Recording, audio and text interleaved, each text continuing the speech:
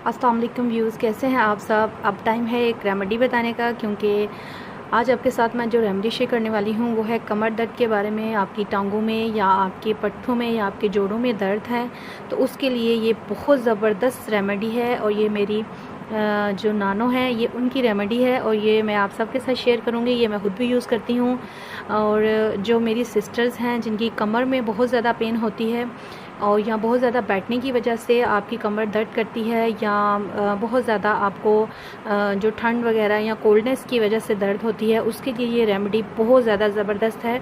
ये रेमेडी ना सिर्फ आपकी कमर दर्द को दूर करेगी बल्कि आपकी बॉडी को बहुत ज़्यादा फिट और स्मार्ट भी करेगी। उसके लिए आपको चाहिए जी 1 कप नीम गर्म दूध लेना है आपने।